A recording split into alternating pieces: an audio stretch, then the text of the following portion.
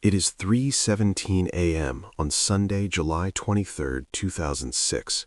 In the city of East Lansing, Michigan, the world is reduced to the sound of tires on wet pavement and the low, rhythmic hum of the Red Cedar River. The air is thick, carrying that peculiar midnight weight, a mix of humidity, the scent of damp concrete, and the metallic tang of a coming storm. Imagine you were a patrol officer. The city is quiet, the college students are mostly gone for the summer, and the night is supposed to be routine. But then you see it.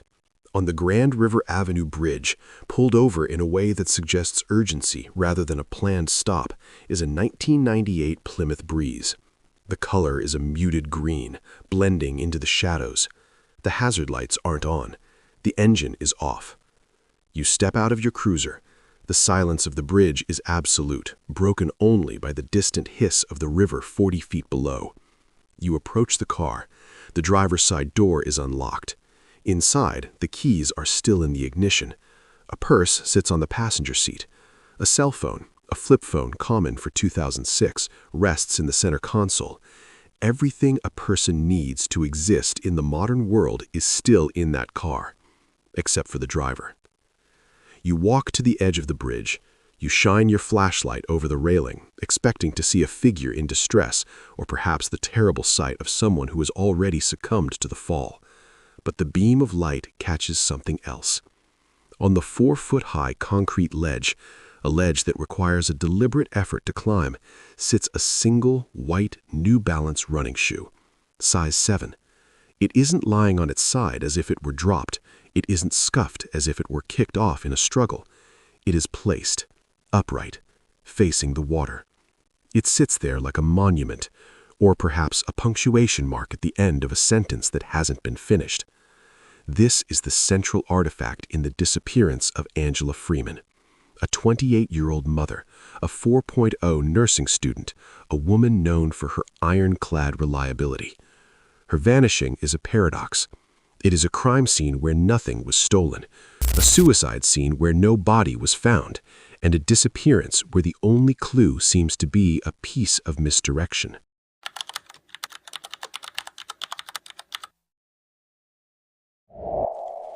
To understand what happened to Angela, we have to look past the shoe. We have to look at the blueprint she was drawing for her own life, and the secret one she may have been drawing for her exit. How does someone vanish from the center of a bridge in the middle of the night, leaving behind a clue that explains absolutely nothing? 24 hours before that shoe was found, Angela Freeman's life was a masterclass in momentum. To the outside world, Angela was the machine. In the mid-2000s, being a single mother and a full-time nursing student wasn't just a challenge, it was a war of attrition. At 28, Angela was nearing the finish line. She was enrolled at Lansing Community College, a few semesters away from becoming a registered nurse. Her GPA was a perfect 4.0. In the high-stakes world of medical education, a 4.0 isn't just about intelligence, it's about a pathological attention to detail.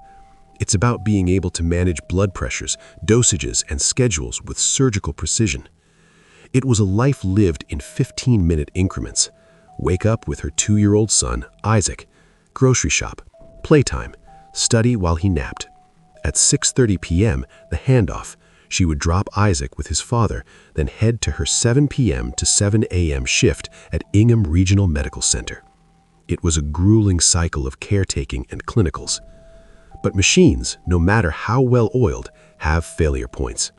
For Angela, the failure points were starting to show in the mundane details of her daily life.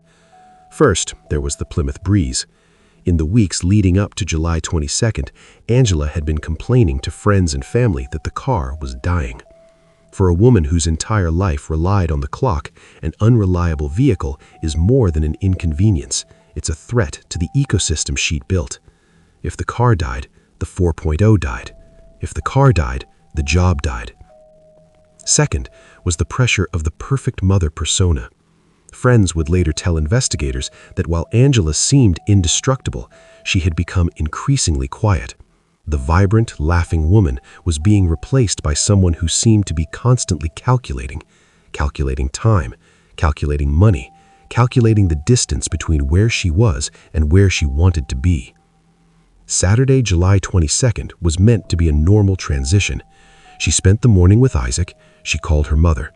The conversation was described as light and future-oriented. They talked about the upcoming week. They talked about Isaac.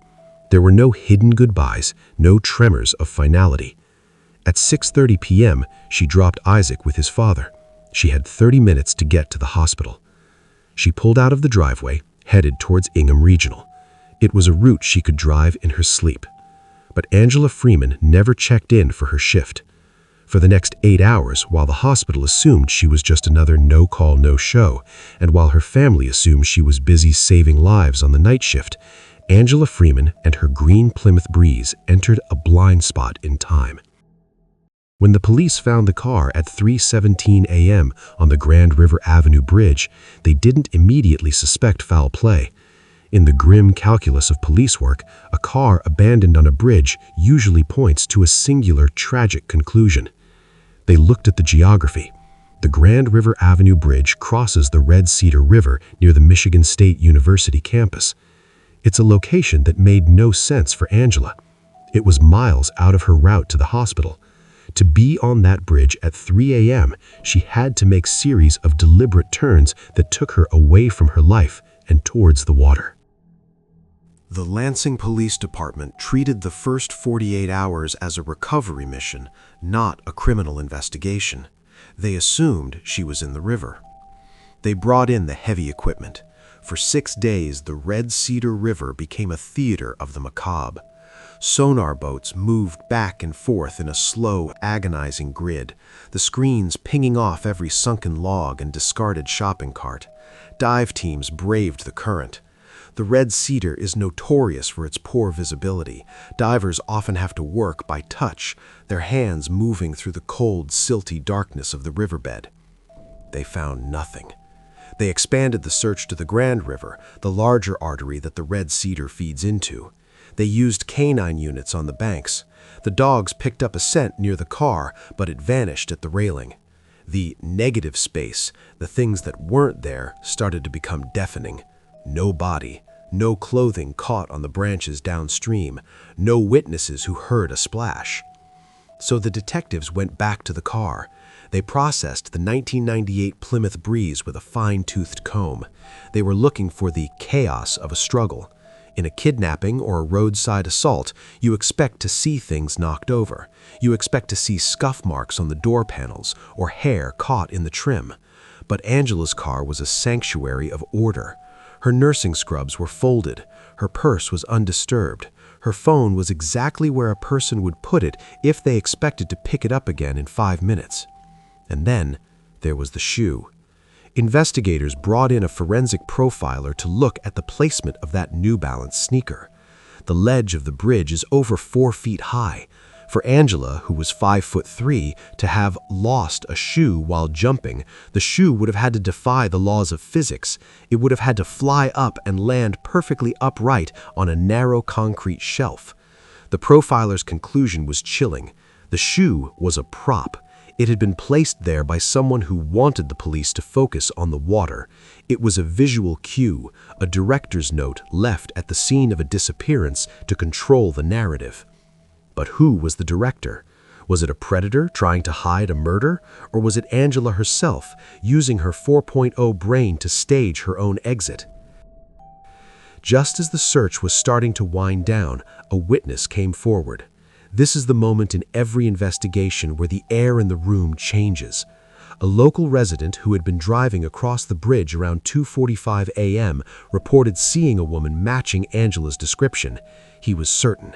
He described her nursing scrubs, but he added a detail that sent the investigation into a tailspin. She wasn't alone. He reported seeing a man, tall, thin, wearing a dark baseball cap, standing near the driver's side door of a dark-colored pickup truck. The truck was parked behind Angela's Plymouth. The witness claimed they were arguing. He described the man's body language as aggressive, his arms gesturing wildly. Angela, he said, looked small against the railing. The police finally had a target. They released a composite sketch of the man in the cap. They checked every dark pickup truck registered in Ingham County. They looked for the shadow on the bridge. But as they dug into the witness's story, it began to crumble. His timestamps didn't match the traffic light cameras nearby. He couldn't remember the color of the truck with certainty. Was it dark blue, black, dark green? The lead, which had burned so bright, began to flicker. They realized that the man in the cap might not have been a suspect at all. He might have been a memory parasite, a detail the witness's brain created to fill the void of a mysterious night. By the end of the first month, the man in the truck had vanished back into the mist. The police were back to zero. No body, no suspect, and a car that refused to tell its secrets. It was 3 weeks into the investigation when the Lansing Police Department's digital forensics unit finally cracked the password on Angela's home computer. In 2006, our digital footprints were smaller, but they were often more honest. They expected to find the digital life of a stressed student. They found that, thousands of pages of medical diagrams and nursing school portals. But as they dug deeper into the deleted files and the browser cache, they discovered a second life. Angela Freeman had a digital ghost. In the 30 days leading up to her disappearance, Angela was conducting a very specific type of research. She wasn't searching for how to fix a Plymouth Breeze. She was searching for how to disappear. The search terms were clinical and calculated. How to get a new identity without a birth certificate. Can you be tracked if you don't use a credit card? Best places to live off the grid in the Pacific Northwest. The detectives sat in the glow of the monitor, reading the digital life of a woman who was supposedly indestructible. They realized that while the world saw a woman pushing towards a 4.0, Angela was actually looking for the eject button. But then, they found the most disturbing search of all. It wasn't about a new life, it was about the bridge. 2 days before she vanished, Angela had searched for Grand River Bridge height and how deep is the Red Cedar River. This changed the entire architecture of the case. If this was a suicide, it was the most meticulously planned suicide in the history of East Lansing. But if it was a walkaway, a staged disappearance, then the shoe on the ledge wasn't a tragedy, it was a masterpiece of misdirection. Think about the psychology required for that. To be a mother who loves her son, yet to realize that the only way to save yourself is to leave him behind. To realize that your life has become a cage of your own making, a cage made of textbooks, night shifts, and a dying car. The walkaway theory became the primary focus. They looked for secret bank accounts. None. They looked for a safety person, someone she might have been talking to, a secret boyfriend or a friend from the past. They found no one. This leads us to the most uncomfortable part of any investigation, the suspects in the inner circle. When you have no body and no crime scene, the box, the interrogation room, becomes the only place where the truth can be found. Isaac's father was the first to be brought in. Their relationship was a landscape of high tension. There were arguments over child support, over his involvement in Isaac's life, over the very future Angela was trying to build. Detectives watched him for hours. They used the reed technique, looking for the shifts in posture, the clearing of the throat, the eyes to the left when answering a direct question. Did you meet her on the bridge? Did you follow her from the house? But his alibi was like granite. He was at home. He had Isaac. He had no dark pickup truck. His grief when he was told she was missing wasn't the performative grief of a guilty man. It was the flat, stunned silence of a man who realized his son's life had just been shattered. This is the nightmare theory, the idea that Angela's car did break down on that bridge. She pulls over. She is vulnerable. A man pulls up behind her. Not a mastermind, just a monster who saw an opportunity. In this scenario, the shoe is kicked off in a struggle, and he throws her over the railing or takes her with him. But the forensics don't support it. There was no DNA under Angela's fingernails because they didn't have her fingernails, but there was no DNA in the car, no foreign hair, no blood. If a predator took her, he did it with the cleanliness of a ghost. This is where the psychological profiling gets dark. What if the pressure of being the machine finally caused a total psychic break? What if she didn't plan to disappear, but the moment she hit that bridge, the car stalled and her brain simply snapped? In this theory, she takes off her shoe, a common behavior in people experiencing a sensory overload breakdown, places it on the ledge and walks away, not to a new life, but into the woods, into the city, into a state of dissociative fugue. The problem with all three theories is the same. Where is she? If she's dead, the river should have given her up.